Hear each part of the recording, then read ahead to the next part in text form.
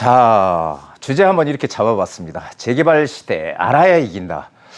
아는 것이 힘이다. 뭐 이런 얘기도 있잖아요. 근데 알아야 됩니다. 특히 요즘 너무 다단하다 보니까 이 부동산에 관한 것들이 너무 좀 복잡해졌잖아요. 자, 재개발 어떻게 알아야 될까요? 자, 오세훈표 민간 재개발 후보지 첫 공모 23일부터 접수해서 지금 23일이 이 민간 재개발, 오세훈표 민간 재개발하는 거 이런 겁니다. 지금 뭐 다들 아시겠지만 공공기획 민간 재개발. 그러니까 이것도 또 공공이 하는 게 아니냐 이렇게 생각할지 모르시겠지만은 그게 아니고 공공기획 민간 재개발이에요. 그런 어떤 이 절차적인 행정적인 절차만 좀 빨리 해주겠다라는 거고 개발은 민간이 해라. 그게 지금 기준일이 정해졌습니다. 23일, 9월 23일이 기준으로 정해졌죠. 그래서 이때부터 이제 뭐 사는 것들은 아파트를 나중에 재개발이 돼서 아파트가 될 때 못 받는다 이런 것들이 있거든요. 그래서 지금 보면은 이렇게 돼 있습니다. 23일부터 한 달간 접수를 받겠다는 거예요. 재개발 하고 싶은 구역들은 주민동의서 30%를 걷어서 내세요. 그러면 우리가 심사를 해가지고 25개를 지역을 만들어주겠다, 지정하겠다. 이렇게 지금 서울시에서 하고 있죠. 자, 그러면은 지금 보면은 여기 이번 공모에는 지난해 공공재개발 후보자 공모 대상에 제시했던 도시재생지역도 포함이 됐답니다. 예전엔 도시재생지역은 재개발 못하게 돼 있었거든요. 대생지역은 못하죠. 왜냐하면은 도시재생에 돈을 갖다가 서울시에서 많이 들였잖아요.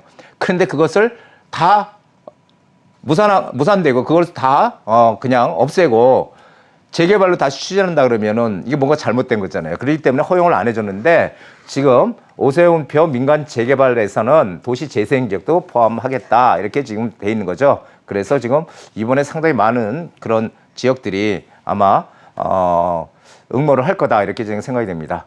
자, 재개발 사업으로 실질적인 주거환경 개선이 이루어질 수 있도록 문을 연다는 겁니다. 오세훈표 민간 재개발이 매년 25개 구역 선정 민간 재개발 공모에서 9월 23일 날 공모를 해서 한 달 동안 받겠다는 거거든요. 신청을 받겠다. 근데 거기서 만약에 탈락하는 지역들은 또 그 후에 공공 재개발 공모를 또 한대요. 공공 재개발 여기에 응모에 또 참여할 수 있다는 겁니다. 자, 다단합니다 지금.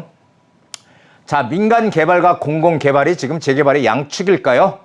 공공 개발 어떤 건 공공 개발, 어떤 건 민간 개발. 자, 그래서 민간 재개발 공모 후에 공공 재개발을 공모하겠다. 그러니까 민간 재개발 공모하고 나서 결정이 되고 나서 이제 25개 구역이 결정이 되면은 그때 다시 떨어진 지역을 대상으로 해서 또 공공 재개발 공모를 하겠다. 지금 국토부에서 이렇게 되니까 선택의 폭이 넓어졌잖아요. 뭐 공공으로 하든 민간으로 하든 어쨌든 간에 공공 확대에 이게 제대로만 빨리 된다면 도움이 되는 건 뭐 확실하죠. 그런데 소유자들은 어떤 것을 원할까요? 민간 개발을 원할까요? 공공 개발을 원할까요? 물론 공공 개발을 원하는 쪽도 있을 거고 민간 개발을 원하는 쪽도 있을 겁니다. 하지만 지금 여러 가지 기사에 나오는 것들을 보면 민간 개발 쪽으로 지금 많이 기울어져 있다라는 거죠. 그런데 문제는 지금 이 권리 산정 기준일이라고 하는 게 제각각이라는 거예요. 이 공공 재개발이, 공공 개발이. 권리 산정 기준일이라는 이게 상당히 중요한데 이때를 기준으로 해서 아파트를 나중에 재개발이 됐을 때 받을 수 있느냐 없느냐를 결정 짓는다는 겁니다. 그런데 그 권리 산정 기준일이 나와 있는 게 지금 현재 도시 및 주거환경 정비법, 즉 도정법이라고 얘기를 하는데 이게 지금 서로 막 다르죠, 지금. 자, 이게 보세요. 도정법, 도시 및 주거환경 정비법의 재개발.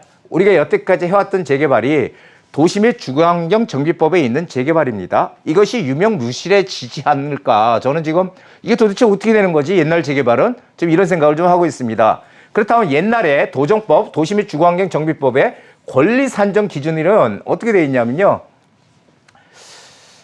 이게 77조인가 아마 그럴 거예요.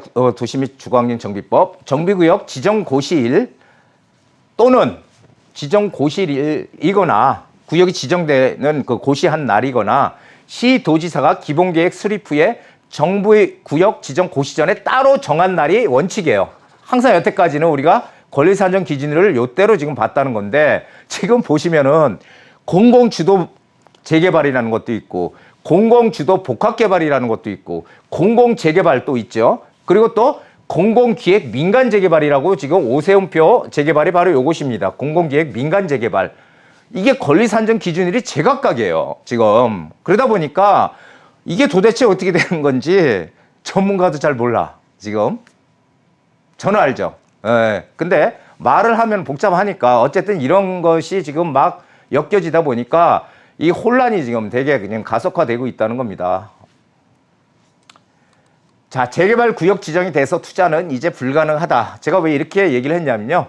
재건축 재개발에서 이 투기과열지구, 서울은 지금 다 투기과열지구거든요. 투기과열지구 내에서 이 조합원 지위를 양도를 못하게끔 하는 기준이 있어요. 조합원. 그러니까 한마디로 내 거를 언제든지 팔 수 있는데, 매도를 할 수 있는데 못 파는 시점이 언제냐.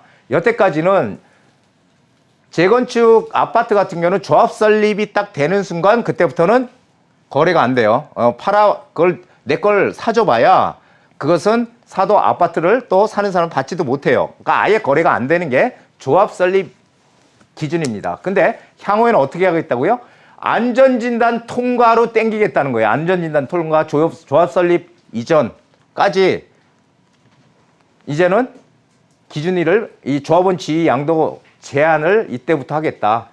안전진단은 재건축의 바로 초입이잖아요. 안전진단이 통과가 되면 그때부터 재건축이 시작되는 건데 그때부터 지금 한마디로 이제 못하게 하겠다. 재개발은요. 현행은 관리 처분이 딱 떨어지는 순간 그때부터는 거래가 안 되는 거예요. 내 거를 양도를 못 해요. 할 수는 있는데 내 걸 받는 사람은 아파트를 못 받는 거죠. 나중에 재개발이 됐을 때. 그러니까 결국 못 하는 거죠. 자, 그런데 향후에는 구역 지정이 되는 순간 그때부터는 매도를 못 한다 이거예요. 자, 이렇게 지금 땡겨놨습니다. 그러면은 우리 재개발이 지금 지금 한마디로 재개발 시대라고 하는데 정비 구역이 지정이 되면은 이미 이제는 투자는 불가능하다는 얘기죠. 이제는 사봐야 안 되니까. 그럼 우리는 어떻게 해야 됩니까? 우리는 이것이 되기 전에 미리 선점해서 들어가야 된다는 거죠. 투자를 하려면 구역 지정이 되기 전에.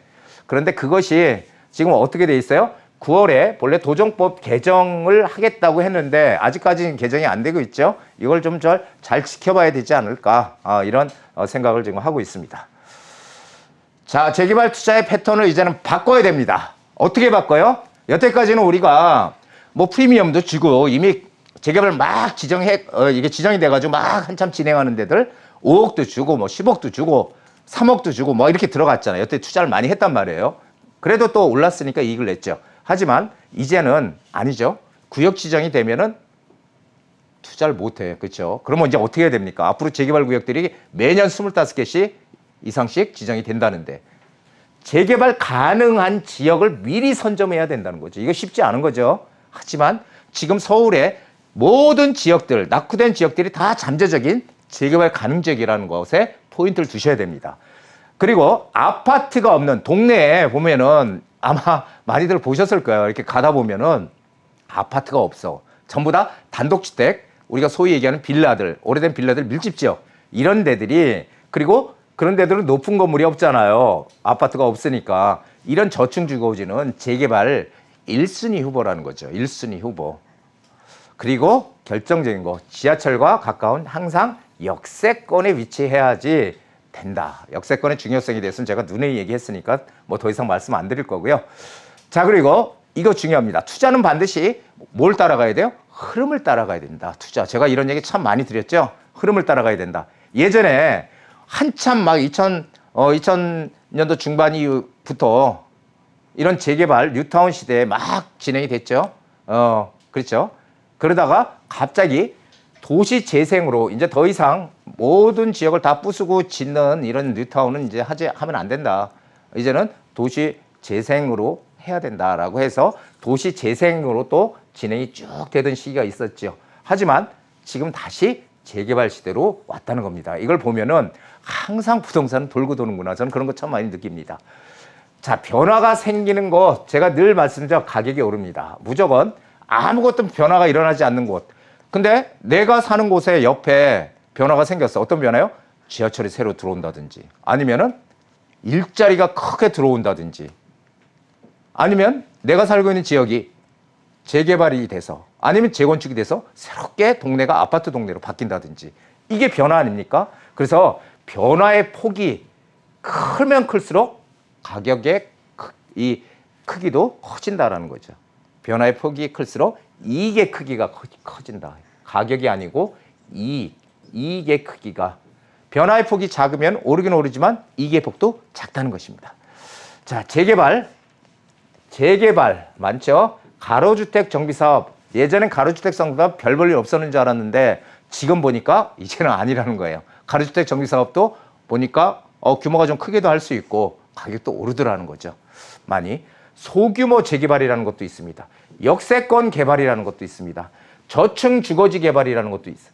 선택의 폭이 지금 넓어졌어요. 우리가 재개발 투자에. 그래서 아직 지금 막 동미설 걷구나 이런 데는 항상 걸림돌이 되는 게 뭐예요? 현금 청산이죠. 이게 언제 들어가야 되나 이런 것들이 문제가 되기 때문에 지금 시점에는 아직 움직이지 않고 곧 움직일 지역, 앞으로 움직일 지역을 우리가 어떻게 먼저 찾아 들어가느냐. 이게 지금 투자의 관건이라고 저는 생각을 합니다.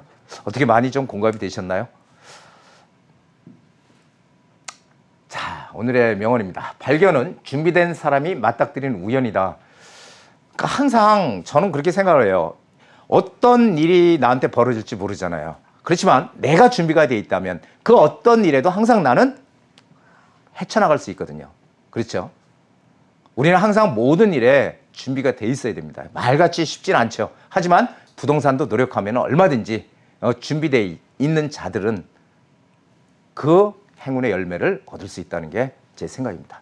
자, 오늘 여기까지입니다.